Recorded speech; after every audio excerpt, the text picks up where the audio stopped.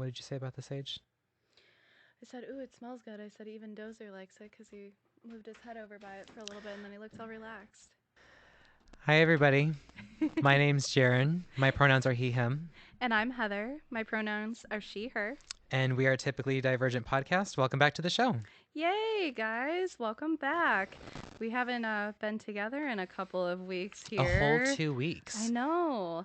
We recorded 2 episodes before the first one was even streaming. That's how long it has been. Extra prep work before my travels. Yes. She's back, everybody. Welcome I'm back back. to Fort Wayne, Heather. How was it? Thank you. It was pretty good. I'm sick now, but Just a little cold. came back with a little bit of a cold, but it's okay. No, it was a fun time. Got to do a bunch of different things. So in today's episode, we are going to dive headfirst into Imposter Syndrome. So that'll be interesting. Dun, dun, dun. Our first mental health topic. But I think it's a really good one for us to talk about. Yes. Which we're going to get into, folks. But Heather and I haven't seen each other in a really long time, and I just really need to get caught up with her. Yes. Okay, so Heather. Yes. Pokemon. Are you also Oh as my much? God. Okay. Yep, Okay. I'm so okay. excited. Yep. So You and me both. We love our Pokemon. All those evolutions. Oh, honey, you saw my evolutions I that I brought over. I should have got those out. All Okay. the Pokemon that you brought over from your apartment. From the apartment, because where are we today, Heather? Well, as I'm sipping on my tea to help me with my illness here. Or cold. Yes, the cold. She's COVID negative. We tested her. Yeah. Yes. Otherwise, we wouldn't be doing this. We would be doing this safely. I'm sorry. What was the question you asked me? I don't even remember. Pokemon. Why new place? Yes, we are where are at Nicholas's place today. Which is soon going to be our place together. Yay. His and mine. 5 weeks from today. I'm excited for you guys. Thank you. When we get into relationship episodes, I really look forward to for both of us to share our love stories about our partners. And so yeah, everybody, 5 weeks from today, we are moving in, and this is what Nicholas and I call the castle. I love that. This is the castle. The home castle. Yes. The home fort. So okay, sorry to diverge. Pokemon. Yes. Generation 9. Who was your ever first starter? Oh goodness, I'm trying to think all the way back because it's been a while. I feel the one that had Pikachu in it. Is that the yellow version or whatever? Yes. I with always Pikachu on the box. Yes. Yeah, I always had Pikachu, but otherwise, I think I picked Bulbasaur a lot. That was Nicholas's. Yeah. Yeah. Bulby. Yeah. Cute little Bulbasaur. Yeah. A little flower boy, little flower froggy. I'm Flamer. I always pick fire, no matter what. I mean, with Charizard is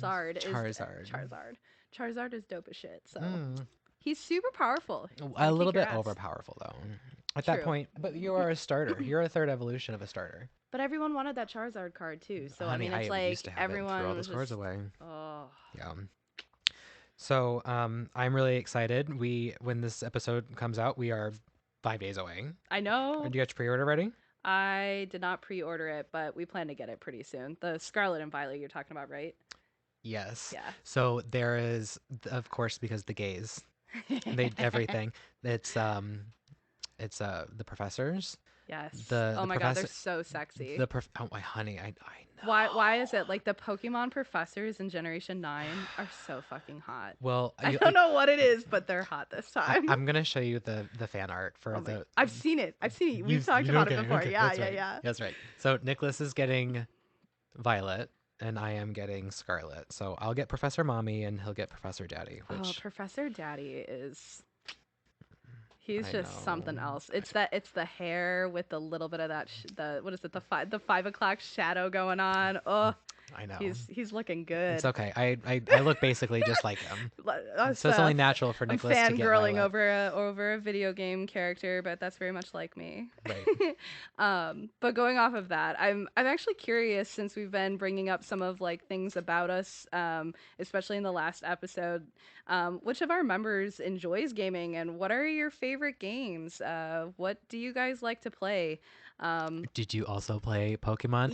Were you Yes. also me and thought at 12 years old, I have to stop playing this. I can't be in my 30s playing this. And here I am, 31 years old, buying the ninth generation Of installation. course. Of course, I am in my 30s still playing this game. Yeah. And now you're even more okay with it because screw anyone's judgment, right? Yeah. I've been playing Legend of Mana, the remake. The original came out in like the early 2000s, and it's giving me a lot of nostalgia from the PS1 days. So that's another thing that I'm playing right now. Curious if anyone knows Interesting. about the Legend of Mana series. Shout out to any of the fans out there that like that. Sorry. I was trying to We're understand having what a Michael was. moment. I was making sure that we were good. So, really quick, Heather, I would like to, for you and the audience, after our last episode, there was, I don't feel like I really got some stuff across. Sorry for the noise. If you hear my dog, he's wanting attention right now.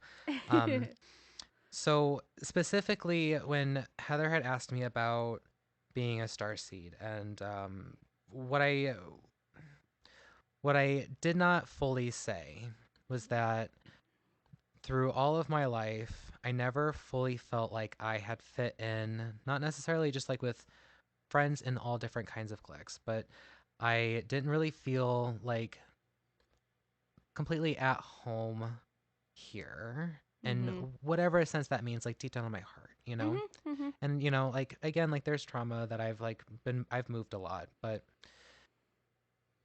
if anybody is a Kesha listener, her Rainbow album at the very end of Spaceships, sorry, at the very end of Spaceships, she has a monologue, Mhm. and every time I hear it, it brings me full body chills. Aw. And so it was like finally, like I have a song that really helps me feel like some concrete feelings of this, and Mhm. like who, and some sort of confirmation on that. Okay. And then I had my greatest spiritual awakening, and it was a great thing. Unfortunately, it also brought on a lot of trauma, but the confirmation of me believing that I am a starseed and knowing that I want to make a change in the world, and I have the ability to do that inside of me. And Mhm. by doing this podcast, I think that we could really, hopefully like bring a lot more smiles to people and help people, because I know that helping other people makes me feel good, and That's all that matters, that's all right? that matters. So Yeah. specifically with that one, that's all I really just wanted to say really quick. I do want to make a quick shout out to some people that I met this week. Ryan Clapper and TC at Sweetwater. Oh, well, okay, so the cat's out of the bag. I guess we're gonna go ahead and say it now. If our sound quality sounds much better than last two episodes, we have done a little bit of an upgrade.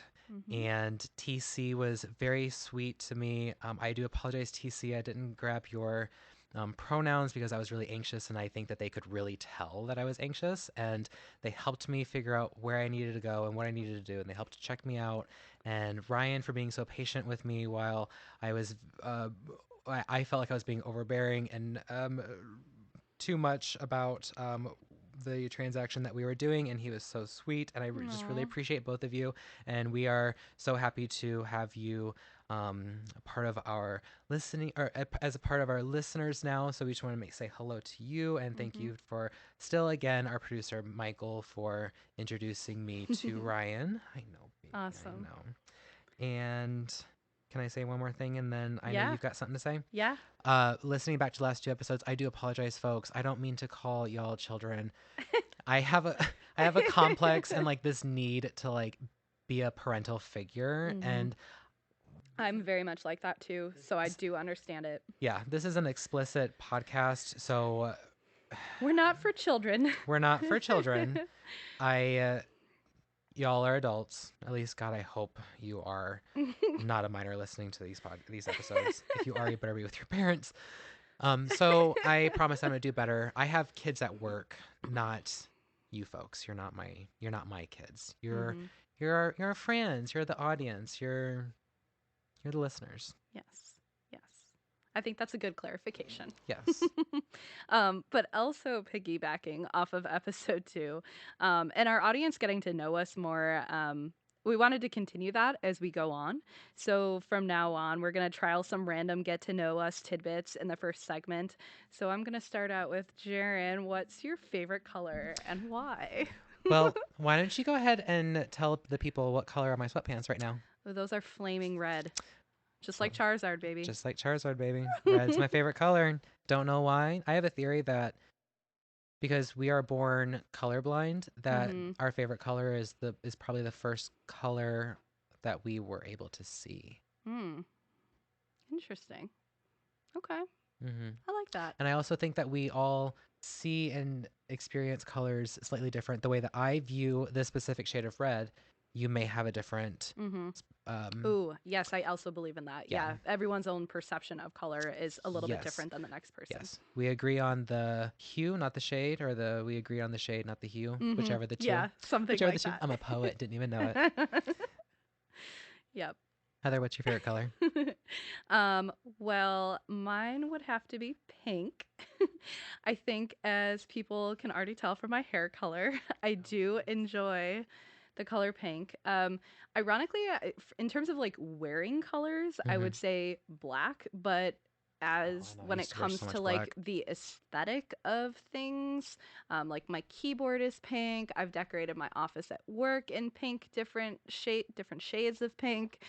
So I like the duality of darkness and light together. Mm-hmm. So for me, it's like liking both things that are heavily dark, like black colors, and then pink together. So Yeah, probably a combo of the two, but I would say pink if I just had to pick one. like that pop of color. Yes. Yeah.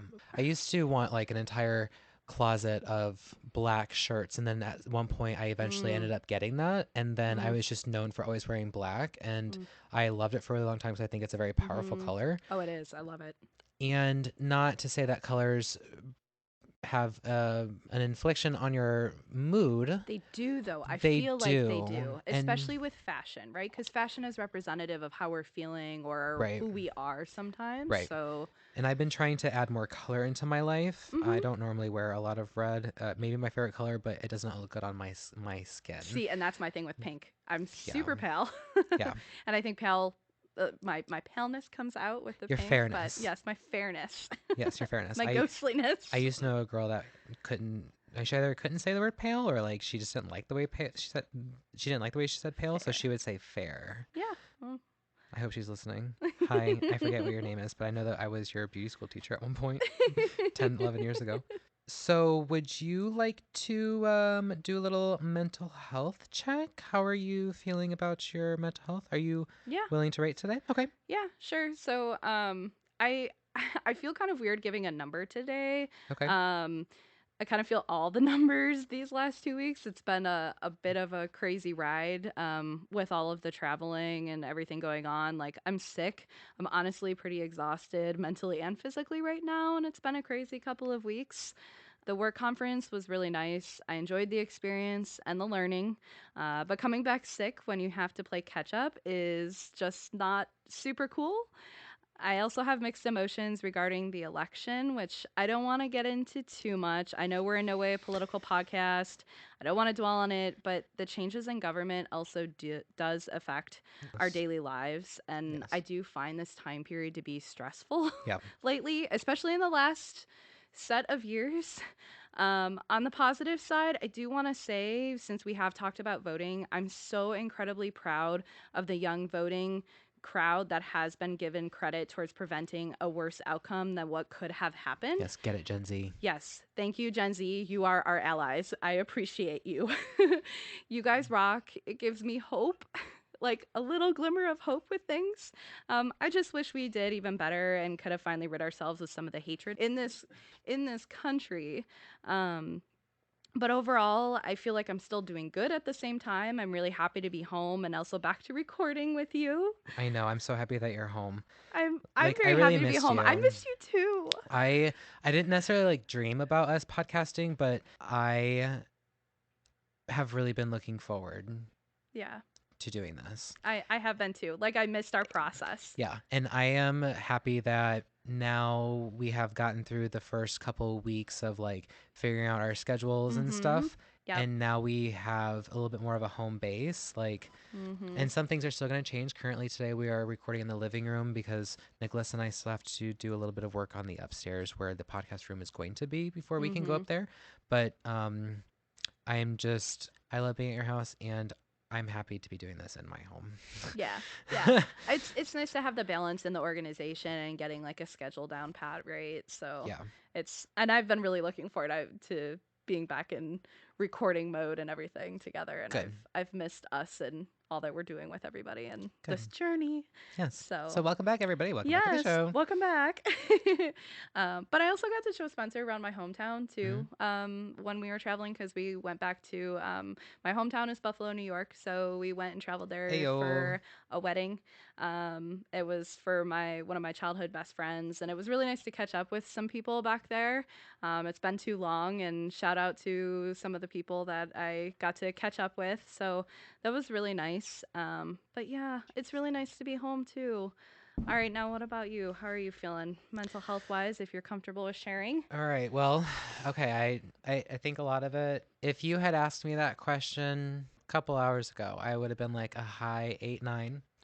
And I'm still at like a pretty nice high 8.5. It's something that I've been working on. It's something I worked on in therapy this week. I Mhm. have some pretty nice things going for me right now. Absolutely. And it's hard for me to feel like I can talk about it because something makes me feel like I'm being like selfish or something. And like, again, not to brag, but you've known me for a while. You've known me Mhm. long enough that Mhm.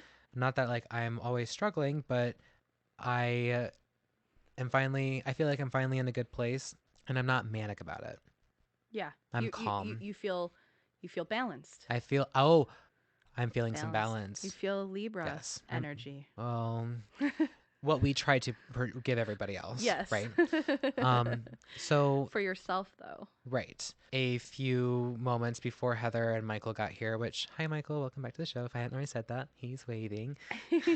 Doesn't want to say hi, but he did take pictures of Oh no, us. I did not see that. Surprise for me.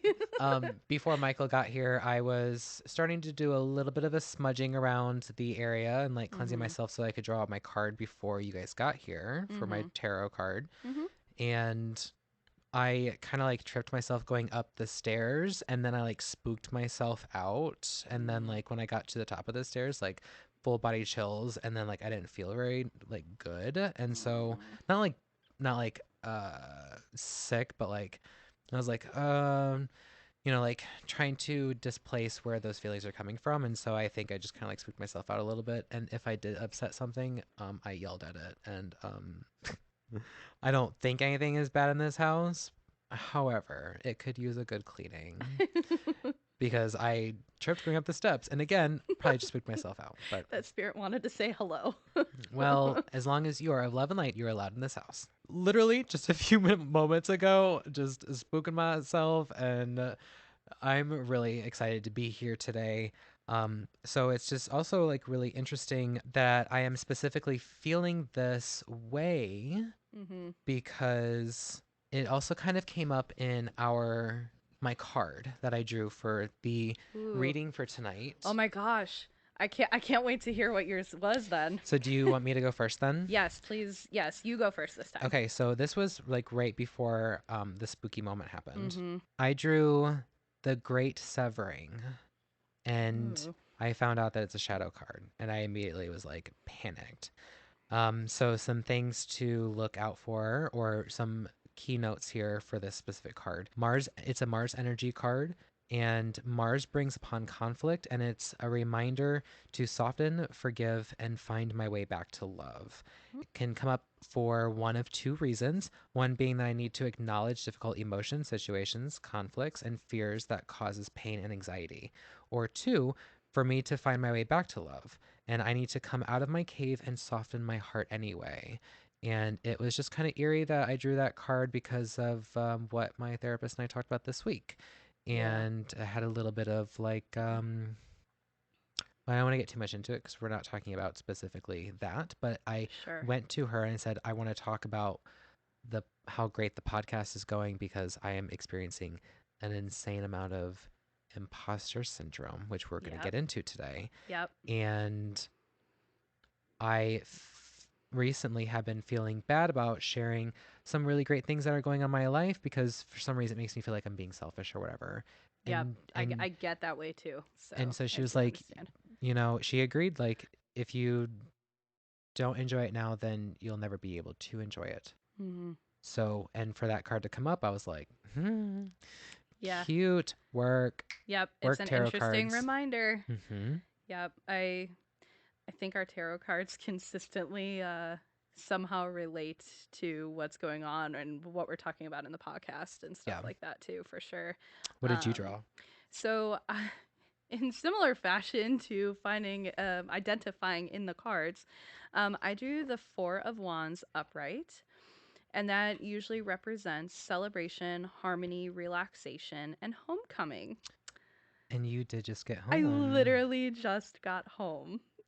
And I have been missing you, missing my husband, missing my friends, missing everyone here at home.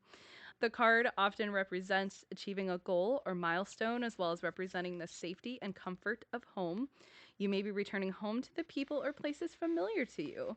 After growth, remember to step back and pause. Take a break to enjoy all that you've done before starting the next phase. Appreciate even small milestones. Right? But like Girls. literally telling me that it's okay to appreciate the things along the way, like Hmm. we've been talking about, and also a little bit of the imposter syndrome stuff. Like it Hmm. is okay to celebrate your successes, Right. and you should. And then just that in numerology, four, so the Four of Wands symbolizes stability and firm foundation. So things about stability in the home and homecoming and being comfortable with your loved ones. So Hmm. Oh, I yeah. forgot. My card also wanted me to remind myself that um, these emotions that we are Mm-hmm. feeling are of this earth's existence. Like these are the trials and things that we have to go through. And Mm-hmm. by going through those struggles, it is also a way for me for us as Mm-hmm. as souls to be able to separate ourselves eventually from this planet. Mm-hmm. And so that's why we go through these struggles and conflicts and paralyzing fears. So Although I wish that didn't have to happen. I know. Okay, Not a fan. so before we get into our episode and the topic for today, just do a little quick uniform check. Are you in uniform, Heather? No, I didn't wear my hat. Okay. She had an ADHD moment. It's I did. okay. I forgot it. She intentionally went to bring it. And I am in uniform, but I'm not wearing my hat. It's sitting next to me. So didn't want to lie to y'all guys. But first, before we get into our topic, which is about imposter syndrome today, we do have a little bit of a disclaimer since we are getting into our first mental health topic. So, we do want to clarify that we're not trained psychologists or psychiatrists to diagnose or treat aspects of mental health. Nope. We are sharing our own personal experiences and the knowledge we've gained along the way in hopes that it will help others and spur healthy dialogue.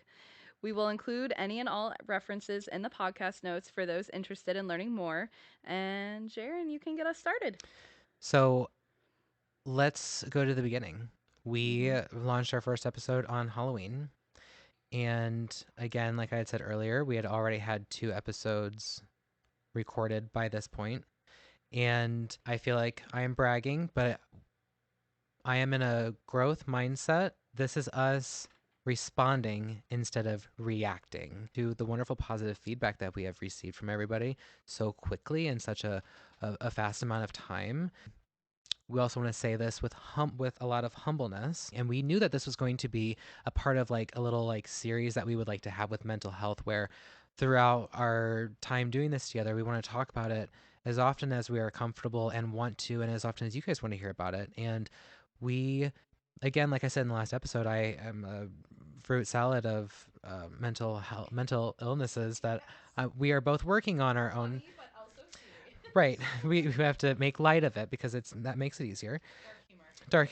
Dark. Yes. So we've been feeling very impostery lately. Full transparency, y'all. Like we had on the first day that we launched the episode, we were being listened to by people in 6 different countries, and we had downloads in 6 different countries. And Yeah.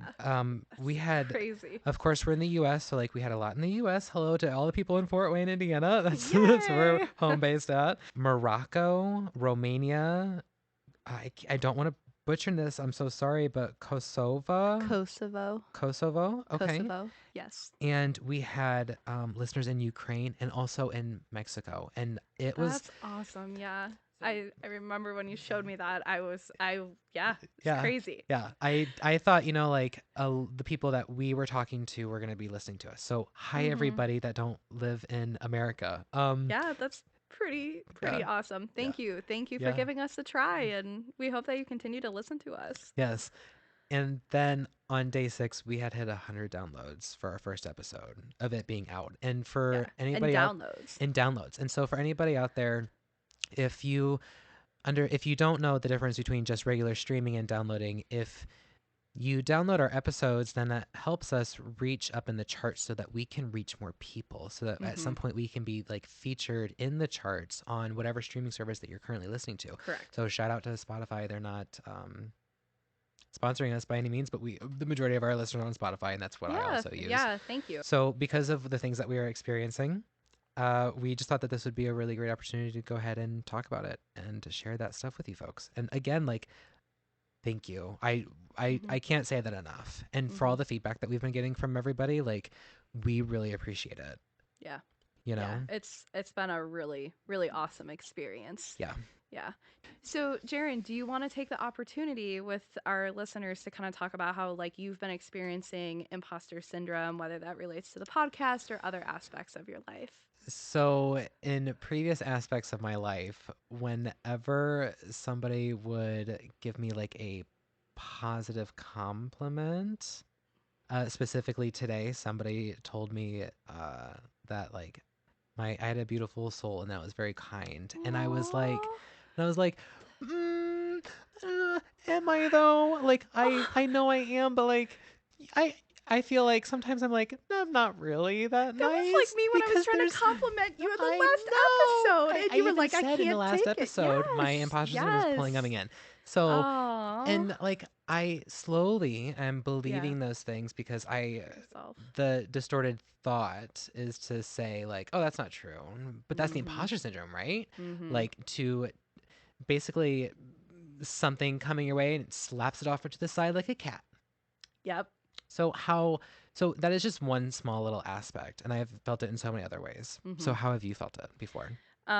Yeah. So I feel like I've struggled with it in a multitude of ways, career, relationship, even like with this podcast and being a little bit in disbelief of like, wow, we're like doing so well and um overall, as much as I'd like to say that I'm healed from some prior traumas and my own struggles, I'm still overall on that journey. Of course, It I is know an we everyday were journey, honey. talking about It that. never ends. Yes, with the fruit salad. The fruit salad. um, And even then, folks, when you think you got it all done, there's still more work to do. And that's okay. yeah, We should always be working on yeah, ourselves. we should, and we should, even if we're like at our what we think is our healthiest. I mean, we really should be continuing to. You know what? I'm sorry. I What? literally heard this today. We as individuals and people need to stop, need to take out shoulda, coulda, woulda out of our definitions Not because the it Taylor Swift puts, song. well, I mean, just in general, because it puts Yes. too much pressure on ourselves. Yes, that's such a So, good point. I like that in so relation to this topic. it is healthy and it is a positive thing to Mm-hmm. continue to work on yourself. I love that. Yeah, that's a really good statement. It's so crazy how all those Yeah. things just kind of come back around, you know? No, it really is. Comes back around to Taylor Swift too. I love that new song. But I think it's a good moment to think about taking those words out of our vocabulary a little bit. Hmm. Yeah.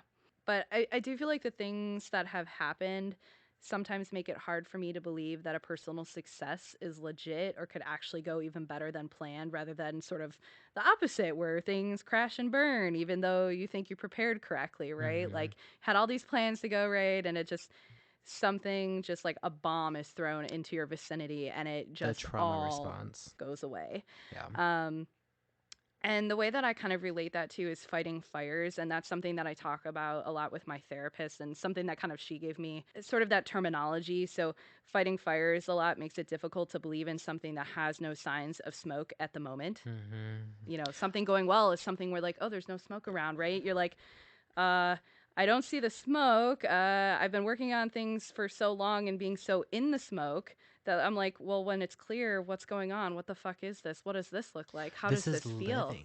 What is this? Right. Right? Like it's this new thing that I'm not used to anymore. Mm-hmm. This can't be right, or at least not for long. It can't stay this way. That's a trauma response, Yeah. expecting Oh, it to it's fall apart. 100%. Yeah, and I have been struggling with that and getting better with that. Mm-hmm. But for the past probably like I don't know 4 or 5 years now, um, and then I kind of struggle to acknowledge myself and the current successes I've obtained or the things that I've done along the way to actually get to where I am Yeah. in relation to, like our tarot cards that we drew. I used to joke with friends that it feels like a forever we'll see moment in all aspects of life, especially with my career and relationships. Mm-hmm. So with like the podcast, I've been in almost disbelief, like, wow, we're doing this. We're a part of the success. It feels great. I feel so happy. I'm glad our community is enjoying what we're doing so far. Like that has all been awesome. Like we were just saying. But then I'll have moments where I tell myself, wait, don't celebrate. If you cheer too much about yourself, that's being egotistical. And Right. watch as something else will happen. It's like because you're your own enemy. Mm-hmm. Um, right? Hi, Like it's it's me. me. I'm I'm the the problem. problem. It's me. Thank you, Taylor Swift, for helping us with our mental illnesses. We really appreciate you and putting a lot of our struggles into poetry that can be sung with pizzazz. I Thank you, needed that. Taylor. I needed that laugh. Thank you so much for being a part of that with me.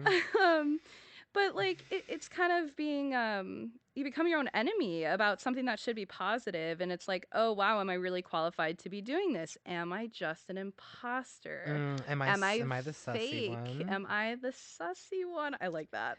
Have I'm I sus. have I what's the other song that she has? Mastermind? Yes, am I the mastermind, the real one? Right. Did I manipulate this into happening?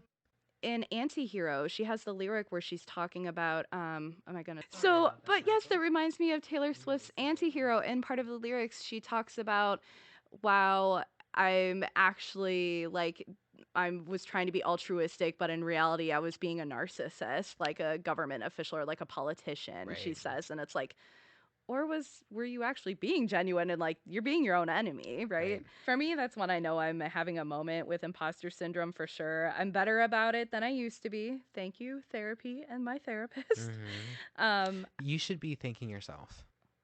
True. Well, thank you. Yeah, I should be thanking myself. Yes, I did put in a lot of work to keep working on myself. Yeah.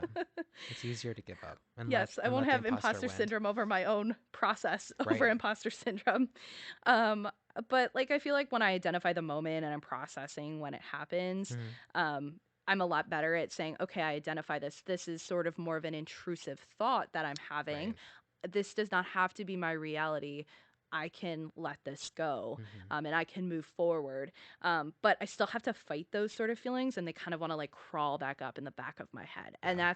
that's sort of how it feels. And for me, moving on from our own some of our own personal experiences with it, why don't you give us some details about like what actually is imposter syndrome? Like we hear about it all the time in the media, but what actually is it? And Right. give us some information, Jaron. So I took the research hat this week because Heather was jet lagged from her trip, which was fine.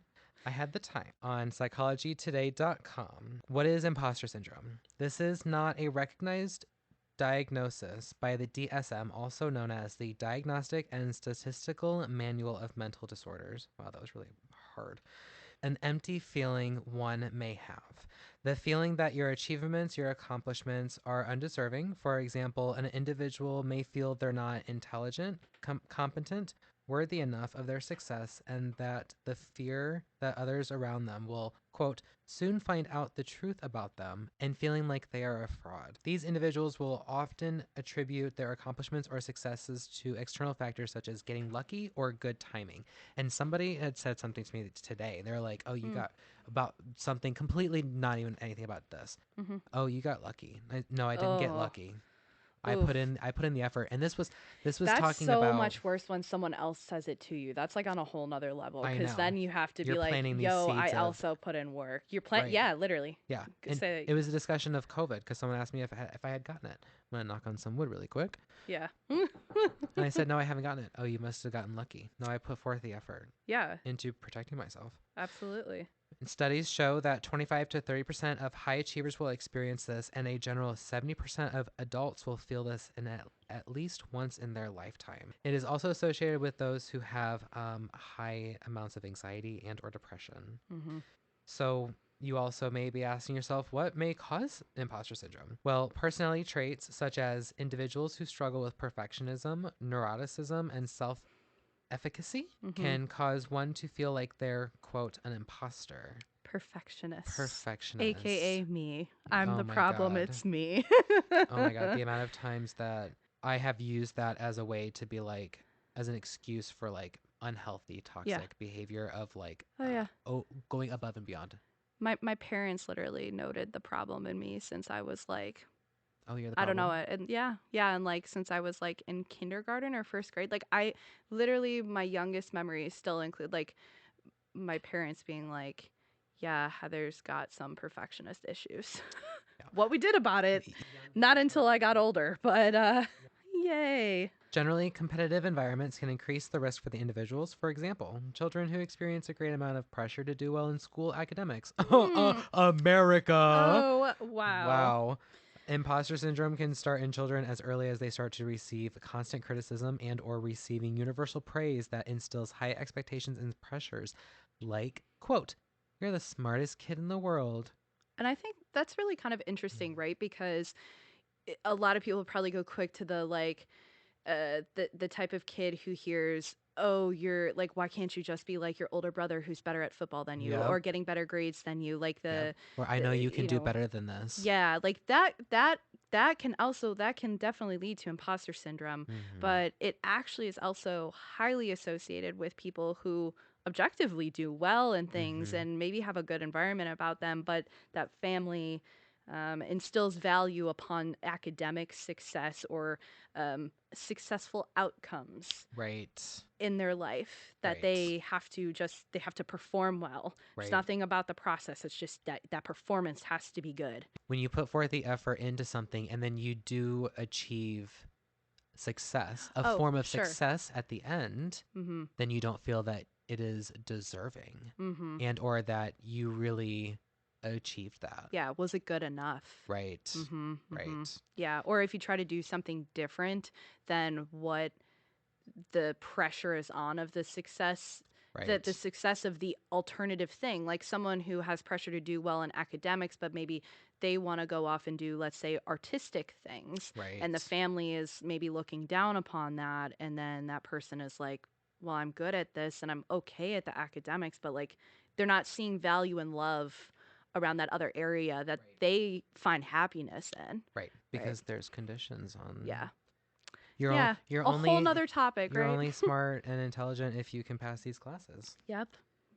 So you may be asking yourself, what can trigger imposter syndrome? When, well, look at that. When someone's success is noticed There we go. or failure after a string of successes. Mm-hmm. Yep. So, I've felt that. uh-huh.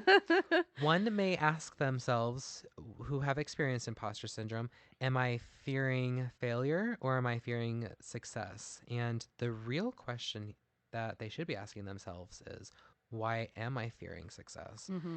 So, the pressure in decision making that could lead to potential success can be tough and paralyzing. It is a fear based indication of making a mistake, uncertainty over the outcome, or specified responsibilities. Mm-hmm. It is important to fight against these feelings and doubts because it can stunt one's self from truly achieving great success in their journey of any type of growth. That's highly relatable. I know. Well, I think there's like a lot of fear, right? And right. like what could happen and I'm just remembering that. Remember, like, not too long ago that I told you that, like, I was so tired of allowing fear to, like, control my decisions, mm-hmm. and instead of running away from it, I was starting to run towards it. And Yeah, look at where we are today correct. because of right now. Yeah. And I think that was in a moment when I was just talking of being hard on myself, like in, we were having text messages back and forth, Oh, and I was being I'm hard on sorry. myself about some stuff, Yeah. and you were talking about your, Oh, relatable right. experience when that came up. And so it's Yeah. like, it goes back to what I was talking about earlier in the Mm-hmm. podcast with my own experience with imposter syndrome when it comes to my life, Mm-hmm. and my relationships, and just saying, okay, I know it might not go the way that I have planned or that I Mm-hmm. want it to go. I have to be willing to accept some failures along the way. And the success also might not look the way that I thought it was going to look. But that's also okay. And I should still celebrate that even if it didn't happen the way that I thought it was going to happen. Like, we can't be that hard on ourselves, because everyone is going through a journey like that where they have ups and downs, and no one is free from the downs to get to the ups, right? Right. So Well, it's a different way to think about it, right? well, you did mention not being so hard on yourself, and I Mm-hmm. think that is another perfect segue Mm-hmm. into the next portion of the imposter syndrome topic. So, how can I fight some of these feelings? And I literally have written down here in capital letters: have grace for yourself. Nobody is perfect. And even people who think they have achieved true perfectionism are going to continue to try and achieve that continuously. Try to stop putting so much pressure on yourself. We can try to work towards understanding realistic expectations and realistic strengths and weaknesses. Oh And man, I didn't I love that. literally like bring that up on the very first episode? Like, I gotta be nice to myself. Yes. Yep. Yes. Wow. Coming back around again. Perfectionism needs to be challenged in a different point of view in order to help reduce the level of feeling incompetence. Try to find someone away from that situation to offer a realistic perspective. So seeking out a therapist and or a mentor would be a great outlet to Mm-hmm. have somebody to talk to. Yeah, especially because I think, because I read the article too, they're talking about people who might be less biased about the situation. So they Mm-hmm. made a note to say that while it's okay to find mentors and role models within the workplace, if you're having, for example, a lot of times imposter syndrome comes up with work and career. Right. Um, which we're going to get into, especially with the female experience. Um, Yes, just you wait, ladies. We be thinking about you. I said last yes. episode that I was basically the feminist, and like And Jaron found it too. I did Yeah, all credit goes to you, upon which my we'll get into. well, thank you. I appreciate that. Here I am trying to accept that compliment. Well, I'm the um, imposter. so they said that like that's okay, but in reality, something that can help you recalibrate those feelings of imposter syndrome when you're having them, because again, it's not a diagnosis; it's a feeling that you're having, and an in the moment reaction to something Yes. that having someone outside of the career that can Hmm. be someone that you can talk to, even if that's a loved one, that's someone else that you look up to, but outside of the career if possible, or outside of the situation that you're feeling that imposter syndrome in, if possible, can actually help even more, because they're able to give you unbiased and more unconditional, like loving and support related Hmm. aspects like of that discussion, Right. and come at you with a less biased tone too. So Right. A little bit more information on that. We as a society have to learn to acknowledge and praise the effort more than just the outcome only gauge. And forms of reflection may also help after identifying the thinking pattern. Try to note prior successes and remember to expect and accept mistakes along the way of any new endeavor. that's a really nice way to put it. Yeah. Yeah. I It's a like great way to conclude that. Yeah, and well, and you said running towards the fear instead mhm, of running away from the fear. right. I really like that. I stumbled upon an article that I also thought would be a really great topic for us to talk about. We felt that it would be better for her to discuss this particular article Yes. that we Thank stumbled you. upon. Thank you. Well, thank you for giving me the ability to look into this article. I'm Well, really, really, really happy that you found it. It is called Stop Telling Women They Have Imposter Syndrome by Ruchika Tulshian. I hope I'm saying this correctly. And Jodi Ann Burry. It is from the Harvard Business Review Journal. The article focuses on the female experience in the workplace and reshaping the mindset around imposter syndrome. It has been named among the 20 most impactful Harvard Business Review articles of all time.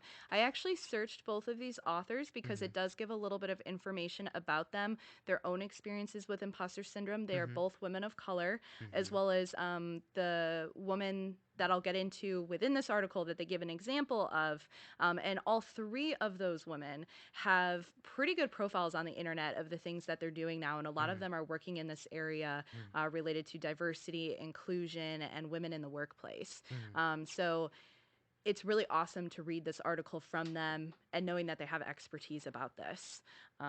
Makes me want to learn more about them and some of the other topics that they discuss for sure. So they go on to, start out with saying that the concept of imposter syndrome was originally conceived in the 1970s and focused on high achieving women in the workplace. But it excluded consideration of gender itself, as well as racism, classism, xenophobia, and other biases in the workplace as part of the actual problem. Rather than just the individual female, are there other aspects at play that's evolved around this? So the article questions if part of the solution to imposter syndrome is also for society to build a better work environment for all people to thrive in the first place, rather than just that individual. The authors first describe an example with a woman named Talissa Lavery. Again, I hope I'm pronouncing that correctly. I believe she goes by Tally currently, based on looking her up with social media. She's done actually some TED Talks and different things like that, so you can find her on YouTube related to this talk. And her experience at a company with managed events with high-profile speakers. So Talissa was working as a lead on a large event where she at first thought her skills and talents would shine, but she ran into difficulties navigating office politics where her colleagues belittled her experience and interrogated her at every step. The direct client constantly praised her work, but she started to question her own abilities as a result of her toxic work environment. She wondered if race was involved, as she was the only Black woman on her team. The bullying and negativity from colleagues eventually led to a demotion, and she was unacknowledged in relation to her work on the project altogether. So they literally stripped her of her leadership role and then slowly demoted her in the process until she basically had nothing left, and then they removed any credit for her on this project. And I think the keynote speaker was Barack Obama, actually. Yeah. So something that she was started out super excited about, and then it just fell apart because of office politics. And I'm quoting that right now for our listeners. I'm doing the quotes emoji here. Emoji. It's Emoji. called doing it in real life, honey. Doing it in real life. She's the emoji. I'm So the workplace trauma eventually led her down a darker path to mental illness that included things like severe anxiety and self-hatred. And remembering again that imposter syndrome is a feeling, and then the anxieties and other issues can kind of be what we call like a comorbid condition, right? Be associated alongside it or come after that.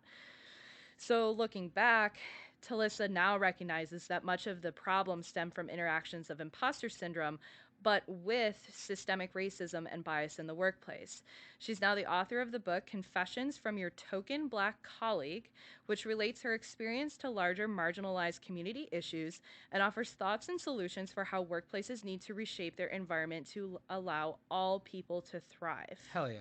The authors use Talissa's example as a way to highlight the added context of the workplace environment itself contributing to a woman and a person of color's experience with imposter syndrome. The authors state that usually when straight white men progress in their careers, feelings of doubt usually go away as their work and intelligence are validated by those around them. It is easier for them to find role models to follow where their competence, contributions, and leadership style is rarely criticized or questioned. However, women and people from marginalized groups often have the opposite experience. As I was reading some of this, I was like, this is 100% true. And I'm saying that as a white woman. And I cannot imagine the feelings that women of color or people from other marginalized groups that I am certainly not a part of also have felt, or additive, which I'll get into too. I don't think I ended up including this originally, but the authors actually go into detail about how, begrudgingly laws have been made in the US to support on the outside and from like a official standpoint that of course we're going to hire, hopefully, a diverse a set of employees, right, for the workplace, for some specific job or some specific department, right? Yeah. But in reality, behind closed doors, does stuff still happen? And like stuff still makes people not feel welcome in that environment. And that doesn't even count the normal feelings of self-doubt and the things that come with a normal level of potentially moving into an imposter syndrome feeling. Oh, right. And that was very interesting. And again, I feel like I've learned so much from this article. But moving back into things, Oh, that's okay. women rise through the ranks. They often still battle different expectations than their white male colleagues. A classic example, and I felt this so much Uh-huh. from my past, would be that straight white men are rewarded for their confidence, particularly in leadership roles, whereas women are heavily scrutinized when showing that same confidence. I mean, so for example, what male leader gets called a bitch or gets called bossy? But the minute a woman gives a more simple email, Right. and then not even in a leadership position, but the minute even like like write a more simplistic email to somebody that doesn't have all the exclamation points and the smiley faces and everything else, it's like, oh, well, this girl's just being bitchy, or this girl's being bossy because she asked me to do something. But you would Right. never say that to a man. Right, because women in power scare men. That's it. It's a fear. It's a fear. Thank you for saying that. I You're appreciate welcome. that. There are more Yeah. women on this planet than there are men. We should join forces. Maybe women should work together. But I really appreciate you saying that. It needs to be said. A woman can say it, but it feels helpful to hear it from men too, who do recognize the problem. Male feminists are Validation. an important ally, and I want to thank them for those that exist. Thank you. Damn right. Another point that I personally see all the time, I've literally just talked to other women about this recently, but judgment, against females in the workplace for like an equal job, or let's say a leadership position, women going out on maternity leave or needing time to pump breast milk on the job, for example, like that gets Oh. looked at.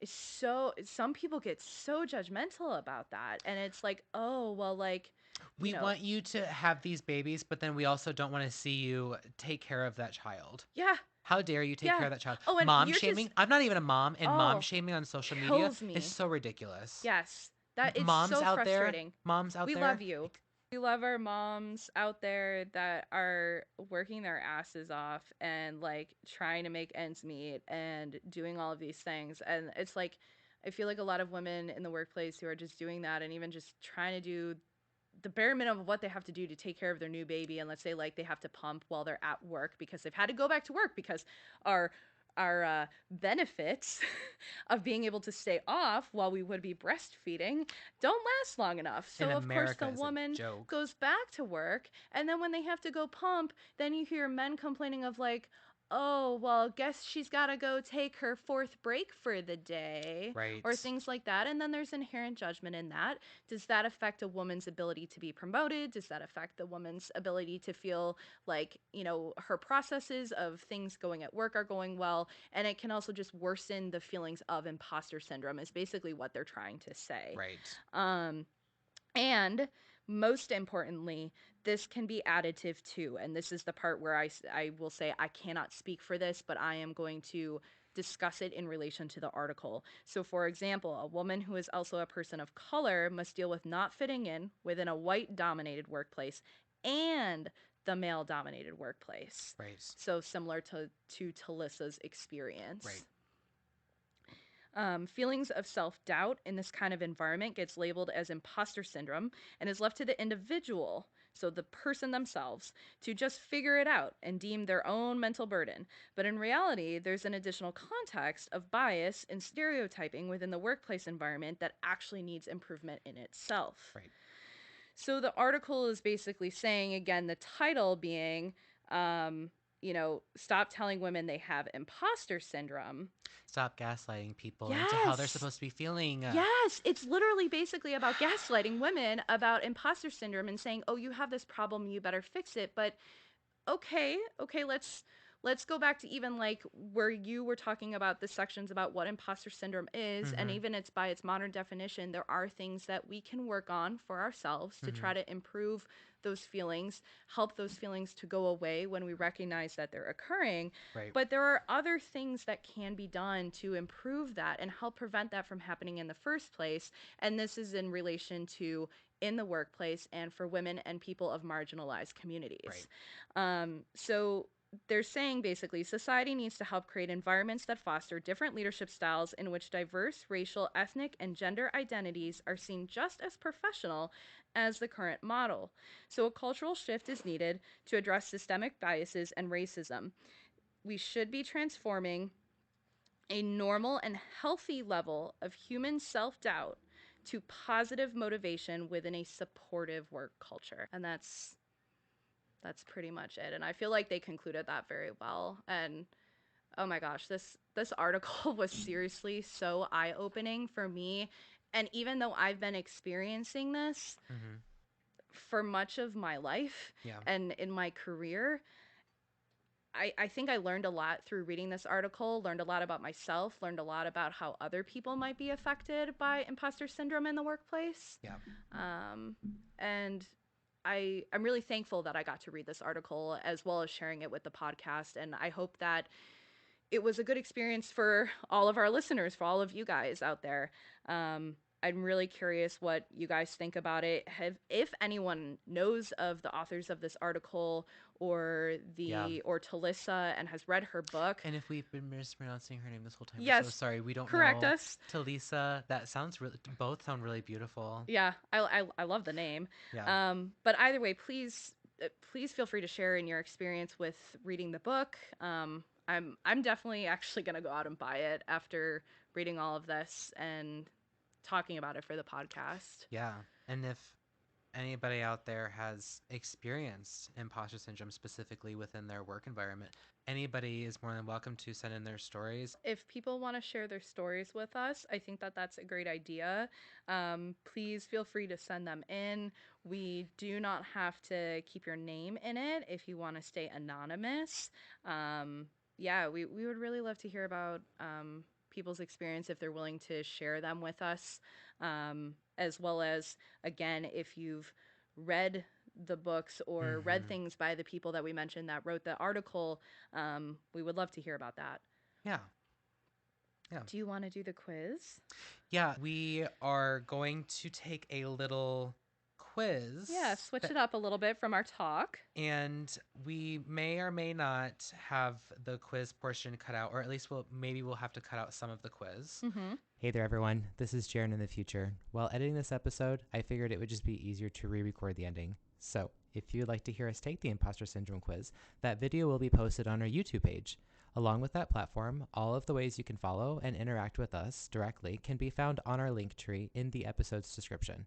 So, come, be typically divergent with us on Facebook, Instagram, YouTube, and other social media platforms soon to come. Thank you again for listening to today's episode, and remember, only you can be your own imposter. Thank you so very much for listening to us today, everybody. It was so good to have you around. Heather, I am so happy to be here with you today. I have missed you so much. Oh, I miss you too. Don't forget to follow us on Instagram and Facebook and download our episodes and tell your friends, please. Yes. Reach out. Yes, please reach out to us. Tell us, a little bit about your experiences from things related to this podcast episode. Again, as Jaron said, we would really love to hear from you guys. Please check out our link tree to get to our social media pages as well as our contact information. Thank you for joining us, guys. And we will see you next week. Yay! Bye! Bye! Doodle-doo-doo. Put that jingle in the end. Can't jingle, wait jingle. Can't wait jingle, to hear jingle. the jingles. Jingle, jingle.